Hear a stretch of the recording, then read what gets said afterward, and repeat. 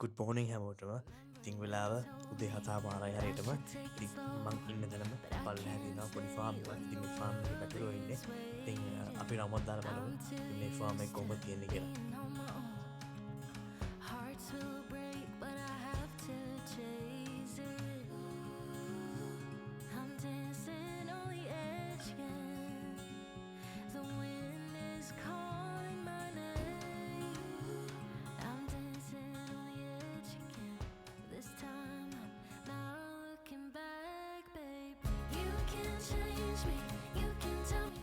මං ඉන්න ගෙදර ඉඳන් ඩිංගල් ටවුන් එකට යන්න ඉතිං විනාඩි 20 විතර දුරයි. ඉතින් මේ යන පාර මාරම ලස්සනයි. ඉතින් මං ටවුන් එකට යනවා පොඩි බඩුවක් ගන්න. ඉතින් මේ බඩුවගේ අරන් එනකොට ඉතින් වෙලාව උදේ 10ට විතර ඇති. ඉතින් මාර බඩගිනි. ඉතින් මට හිතුණා බ්‍රෙක්ෆාස්ට් ඩිෂ් එකක් ඉතින් අද මම ඔයාලට හදන්න ඕනේ කියලා. ඉතින් බලමු අපි කොහොමද හදන්නේ කියලා.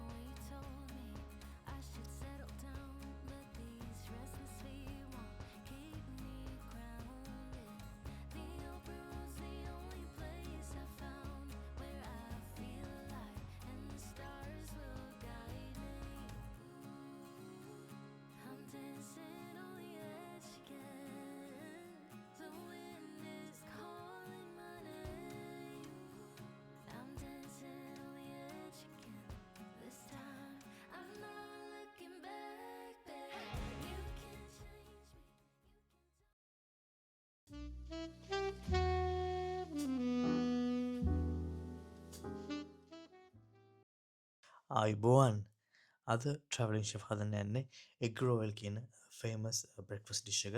ඉතින් මේක බ්‍රන්ච් එකක් විදිහට ගන්නත් පුළුවන්. ඉතින් මේකට අනිවාර්යයෙන්ම යනවා පෝච් එග්, ස්මෝක් සැමන්, ඊට පස්සේ හොලන්ඩේස් සෝස් එක. ඊට පස්සේ මම මේක සර්ව් කරන්න හදන්නේ එග් මෆින් එකක් උඩින්. ඉතින් අපි ගිහින් බලමු මේක කොහොමද හදන්නේ කියලා.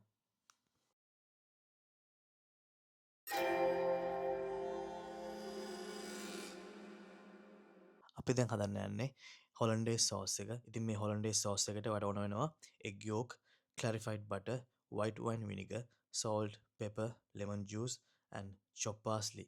ඉතින් මේක හදන්නේ මෙහෙමයි. ඔයා මේ egg yolk ටික කුක් කරගන්න ඕන boiling water එකක් උඩ. මොකද නැත්තම් ඒක ඉක්මනට curdle වෙන්න බලනවා. ඉතින් boiling water එක උඩ කුක් කරද්දි ඉතින් මේ සෝස් එක හදාගන්න ලේසි.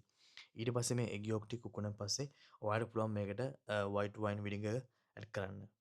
වයිට් වයින් විනිගර් එක ඇඩ් කරන් පස්සේ ඔයාලට පුළුවන් ක්ලැරිෆයිඩ් බටර් එක අරගෙන පොඩ ඇඩ් කරලා විස්ක් එකෙන් විස්ක් කරන්න. ඉතින් මේ සෝස් එක ඔක්කොම එකතු කරන් පස්සේ ඔයාලට පුළුවන් salt pepper lemon juice දාලා මේ සෝස් එක සීසන් කරගන්න.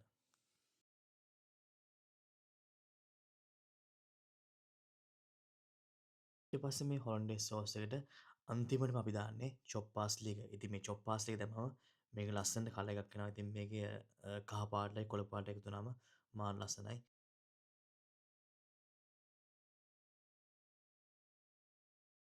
ඉතින් පෝච් එක හදන්න ඔයාලට අනිවාර්යයෙන්ම වයිට් විනිගර් ඕන, බොයිලින් වෝටර් ඕන, එග්ස් ඕන. ඔයා ඉස්සෙල්ලාම ඉතින් පොට් එකක් අරගෙන ඒකට වතුර පුරවලා ඒක බොයිල් වෙන්න තියන්න. ඉතින් මේක බොයිල් වෙන අතරතුරේදී ටේබල් ස්පූන් දෙකක් වයිට් විනිගර් මේකට ඇඩ් කරන්න. ඊට පස්සේ ඔයා කඩාගත්ත බිත්තරේ වතුර එක බොයිල් වෙද්දි මෙහෙම ස්පූන් එකෙන් මෙහෙම රවුමට කරකවලා ඒ රවුම කරකෙද්දි ඒ මැදට හරියටම එග් එක හිමීට දාන්න.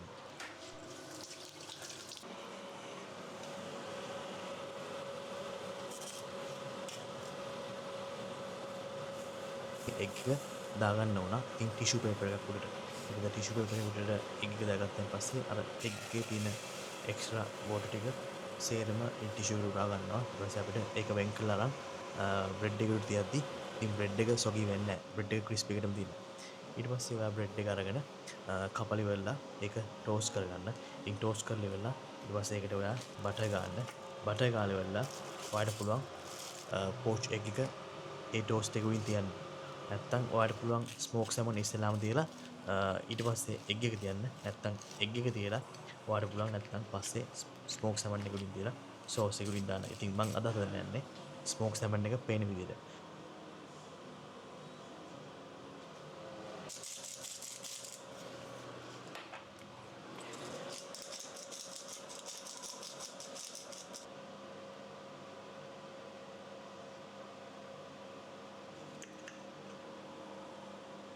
ෆයිනල් ස්ටෙප් එක සෝස් එක දාලි වෙල්ලා ස්මෝක් සැමන් එක උඩින් ලස්සන් හැරෙන්ජ් කලි වෙල්ලා ඉතිං චොප් පාස්ලි පොඩ්ඩක් වාට උඩින් දාලා ලස්සන්ට චොප්පාස්ලි පොඩි බංච එකක් ඉතිං පලේටේ මතින් දෙයන පුලා ඉතින් මේක සිම්පල් ග්‍රාංශ එකක් ඉතින් මෙහම තමයි සර්ව් කරන්න ඉතිං මාරහයි කාල බලන්න හැමදාම කන්න හිතේ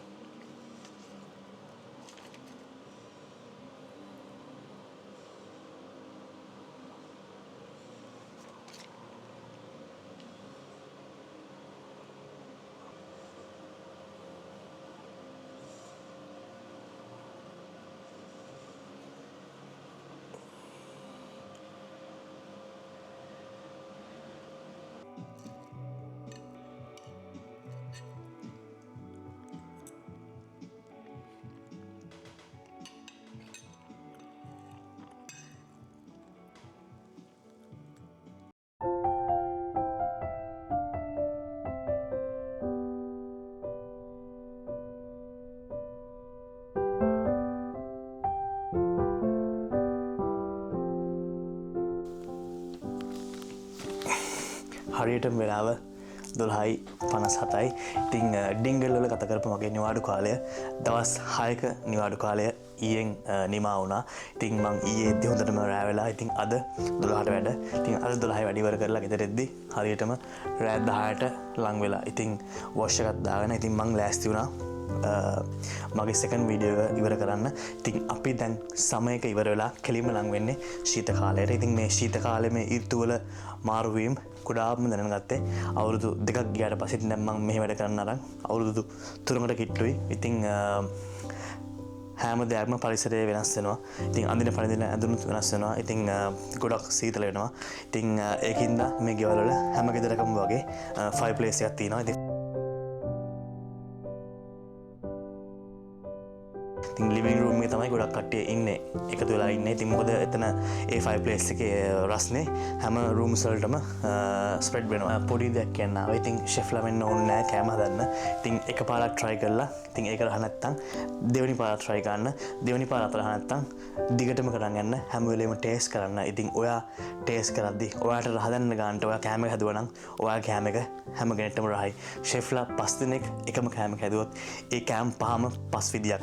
ඉතින් තමන් මොන රස්සාව කරත් තමන් ආදරය කරන කටයත් එක්ක තමන්ගේ යාළුවොත් එක්ක තමන්ගේ ෆැමිලි එකත් එක්ක එකතු වෙලා එක කෑම එකක් හදලා එක තැනක වාඩි වෙලා කනවා තරම් ඉතින් තවත් රසක් මේ ලෝකෙ වෙන කොහෙවත් නැහැ කියලා මට හිතන වෙලාවකට. ඉතින් අපි ෂෙෆ්ලා වෙලා ඉතින් ගොඩාක් මේ රස්සාව කෑමත් එක්ක ඉඳින්ද අපි අපේ කෑම කන වෙලාවල් ඉතින් ගොඩාක් වෙනස් වෙලා තින්නේ. ඉතින් ගොඩාක් ෂෙෆ්ලා ගෙදර ඇවිල්ලා කෑම දාන්න කැමති නැහැ. ඒත් මොන රස්සාව කරත් තමන්ගේ වටපිටාවත් එක්ක තමන්ගේ ආදරණීය මිනිසුත් එක්ක එකතු වෙලා ආහාර වේලක් ගන්නවා කියන එක තරම් කිසිම දෙයක් කොහෙ ගිහිල්ලා කෑවත් ඉතින් වටින්නේ නැහැ කියලා මට වෙලාවට හිතිලා තියෙනවා. ඉතින් මම මේ ඉවර කරන්න ලෑස්ති වුණේ මගේ සෙකන්ඩ් වීඩියෝ එක. වැඩි විස්තර ඩිංගල් ගැන මං ගියපු තැන් වල විස්තර මං යටින් දානවා. මං හදපු බ්‍රෙක්ෆාස්ට් කෑම එකේ විස්තර මං යටින් දානවා. ඉතින් ඔයගොල්ලන් ආස නම් ඉතින් try කරලා බලන්න. හැමදාම අලුත් කෑමක් හදලා බලන්න. ඉතින් ඕෆ් දවසට පැය භාගයක් විනාඩි 45ක් කලින් නැගිටලා ඉතින් තමන්ගේ ෆැමිලි එකත් එක්ක එකතු වෙලා පොඩි කෑමක් ලස්සනට හදලා ඒගොල්ලන් එක කාලා ඉතින් ඔයගොල්ලන් හැමෝම සතුටු වෙන්න. ඉතින් හැමදාම ඉතින් සමහර ඔයාගේ අම්මා ඔයාගේ බිරිඳ ඔයාගේ යාළුවෝ සමහරලාට ඔයාලා හදලා දෙන කෑම එක රහ නැති වෙන්න පුළුවන්. මොකද ඒගොල්ලන් ඉන්න බිසි ලයිෆ් එකත් එක්ක ඉතින් කෑම එකේ රහ වෙනස් වෙනවා. ඉතින් කෑම එකේ රහ නැති වුණත් හොඳ කමෙන්ට් එකක් දෙන්න. ඊළඟ පාර තවත් හදලා හදයි. ඉතින් සබ්ස්ක්‍රයිබ් කරන්න බැරි වුණා නම් ඉතින් පල්ලෙහාට ගිහලා සබ්ස්ක්‍රයිබ් කරලා ඉතින් මාත් එක්ක එකතු වෙන්න කියලා මම ආරාධනා කරනවා. ඉතින් තවත් ලස්සන ඩිංගල් ගැන වීඩියෝ එකක් අරන් එනකම් ඔයගොල්ලන් හැමෝම පරිස්සමෙන් ඉන්න. ජය වේවා. හිතෙන විදියට ජීවිතය කියන්නේ තෝරා ගැනීම වල එකතුවක්.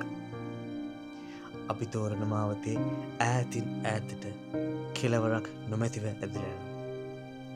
ඉතින් සමහර විට සමහර තෝරා ගැනීම නිසා සමහර බැඳීම් මුළු ජීවිතේන්ම ඈත් වෙලා යනවා. ඒ කෙසේ වුණත් සංසාරගත බැඳීම් සෙවණැල්ලක්සේ අපේ පස්සෙන් පන්නනවා. ඉතින් මේ ලස්සන ජීවිතය ගලන ගඟක් නම් එහි ජලය ආදරය නම් වේ. නිම්හිම් සෙව්වාමා සසරේ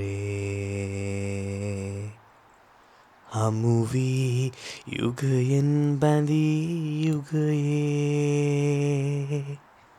ලංවී වෙන්වී වරින් වරේ ඔබ හාමාරන් උයකිනි බැඳුනේ ඔගොල්ලො හැමෝම පරිස්සමට ඉන්න ජය වේවා